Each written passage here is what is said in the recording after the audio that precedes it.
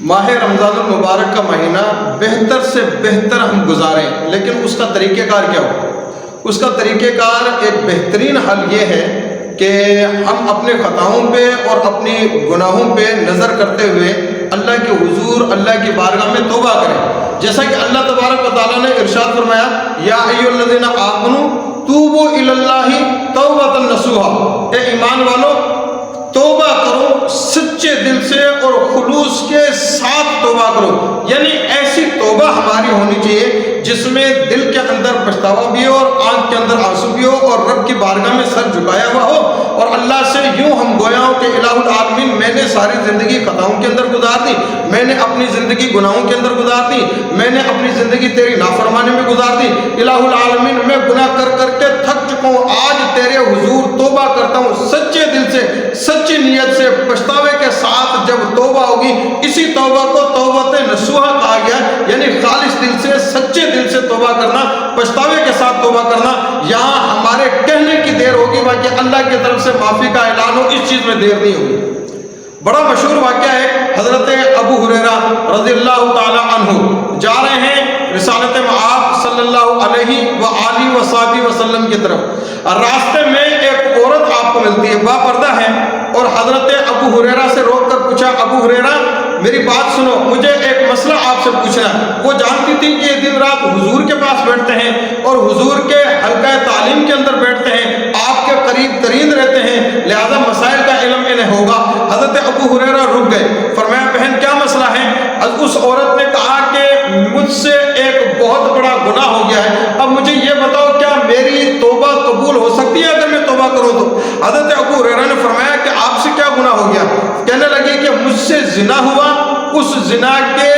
نتیجے میں جو بچہ میرے پیٹ کے اندر تھا جب وہ پیدا ہوا تو پھر میں نے اس کو بھی قتل کر دیا بدنامی کے خوف سے۔ اب دو میرے گناہ ہو گئے، نمبر ایک زنا میں نے کیا، دوسرا میں نے بچے کو قتل بھی کر دیا۔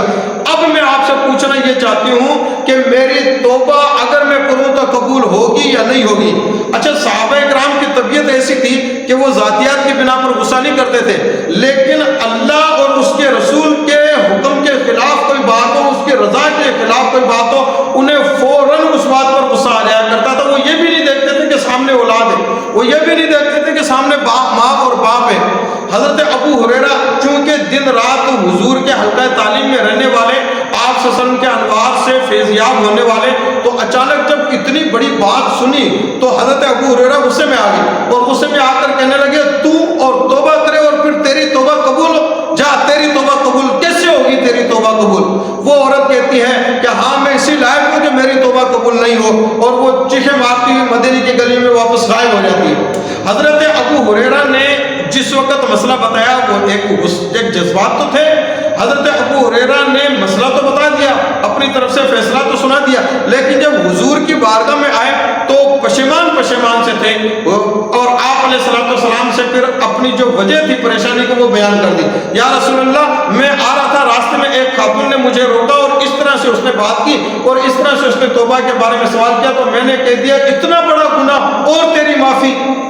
اور وہ عورت روتی ہوئی چلی گئی۔ حضرت ابو ہریرہ نے جب یہ بات کہی، آپ علیہ السلام نے ارشاد فرمایا ابو ہریرہ رب کی رحمت کو روکنے والے تم کون ہوتے ہو؟ کیا اللہ تبارک و تعالیٰ نے قرآن مجید میں ارشاد نہیں فرمایا قل یا عبادی الذین اسرفوا علی انفسہم لا تقنطوا من رحمت اللہ، اے میرے بندو جنہوں نے اپنے نفسوں پہ ظلم کیا ہے، اپنے آپ کو گناہ کر کے تباہ اور برباد کر لیا، گناہوں کی دلدل کے اندر دھس چکے ہیں، قل یا عبادی الذین اسرفوا علی انفسہم لا تقنطوا من رحمت اللہ، اللہ کی رحمت کا یہ پیغام ہے میرے پیغمبر سنا دیجئے کہ پھر بھی اللہ کی رحمت سے مایوس نہیں ہونا، اللہ کی رحمت سے نا امید نہیں ہونا۔ انسان اگر گناہ کر کر کے زمین و آسمان کے خلا کو بھر دے، بلکہ میں سمجھانے کے لیے یوں کہوں گا پوری دنیا حضرت آدم علیہ السلام سے لے کر قیامت تک آنے والے آخری انسان تک اربوں خربوں انسان ہوں گے، پوری دنیا کے انسانوں نے جتنے گناہ کیے ہیں، کوئی ایک انسان اتنے گناہ بھی کرے لیکن پھر بھی میرے رب کے سامنے سر جھکا کر کے یا اللہ میری توبہ، اس کے کہنے کی دیر ہے، رب کی طرف سے معاف کرنے میں دیر نہیں ہوگی۔ تو تم نے کیسے کہہ دیا کہ تمہاری توبہ قبول نہیں ہو سکتی؟ جاؤ اس کو تلاش کرو اور اس کو بتاؤ کہ رب کے حضور اگر تم توبہ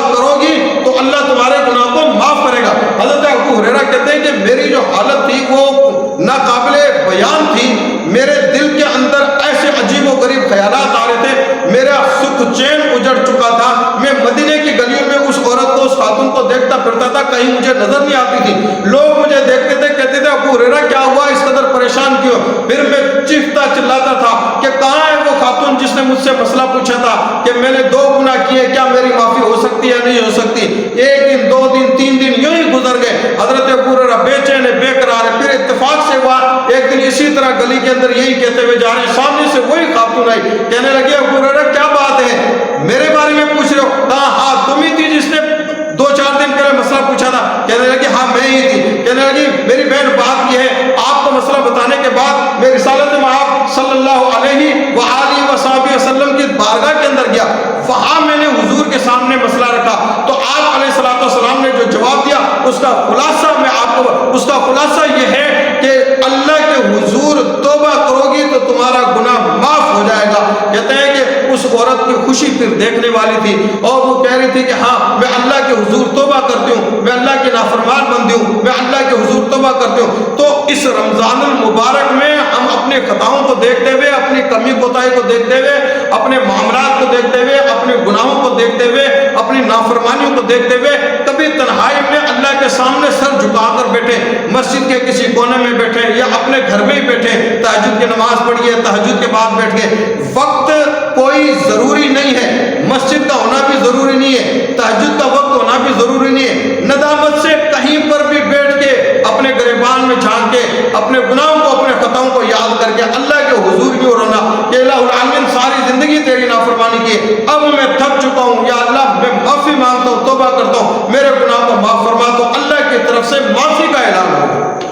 آنے میں دیر ہے لیکن اللہ کی طرف سے اعلان ہو, اس چیز میں دیر نہیں ہے. اللہ تو خود کہتا وقال ربکم ادعونی استجب لکم, اے میرے بندو تم مجھے پکارو, مجھے پکار کر تو دیکھو, تمہارے پکارنے میں دیر ہے. میں لبیک یا عبدی, لبیک یا عبدی, لبیک یا عبدی کہتے ہوئے تمہاری دعاؤں کا منتظر ہوں.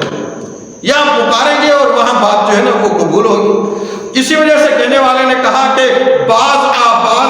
ہر آنچے ہستی, باز آ در کافر و گبر و بت پرستی, باز آ ای درگاہ ماں درگاہ امیدی نیست, 100 بار اگر توبہ شکستی باز آ. یعنی اے غافل انسان, گناہ کرتا جا رہا ہے, کرتا جا رہا ہے, باز آ جا, ٹھہر جا, رک جا, چھوڑ دے گناہوں کی زندگی. جتنے بھی تو نے گناہ کیے رب کے حضور جولیاں بھر کے لے گا, لیکن سر جھکا کر بول توبہ تیری اللہ تبارک و تعالیٰ قبول کرے گا. پھر تو توبہ کو توڑ چکا, پھر تو دوبارہ توبہ کرے گا, پھر اللہ تیری توبہ کو قبول کرے گا. یہاں تک کہ تو توبہ توڑ کے توبہ کر کے تھک جائے گا, لیکن اللہ تبارک و تعالیٰ تجھے معاف کر کے کبھی بھی نہیں تھکے گا. یہ ہے اللہ تبارک و تعالیٰ کی رحمت. تو اس ماہ رمضان المبارک میں ہم اپنے خطاؤں کو دیکھتے ہوئے اور اپنے گناہوں کو یاد کرتے ہوئے, اپنی نافرمانیوں کو یاد کرتے ہوئے اللہ کے حضور رو کر گڑ گڑا کر ہم توبہ کریں کہ الہ العالمین نے میرے گناہوں کو معاف فرما, نظر نہ کر میرے گناہ بے حد پر, الہی تجھے غفور الرحیم کہتے ہیں. میں دعوے سے کہتا ہوں کہ انشاءاللہ یہ ہماری زندگی کا قیمتی ترین رمضان المبارک کا مہینہ ہوگا, جس میں ہم اللہ تبارک و تعالیٰ سے بہت کچھ حاصل کر لیں گے. رمضان المبارک کا مہینہ تو رحمتیں لے کر آیا ہے, لیکن اگر ہم خود بے خبر ہو کر, غافل ہو کر سوئے اگر رہتے ہیں اور اسی طرح اپنی معمول کی زندگی گزارتے ہیں تو اس میں قصور ہمارا ہے, اور رب کی رحمتوں سے اگر ہم فیضیاب ہو جائیں تو اس میں فائدہ ہمارا ہے.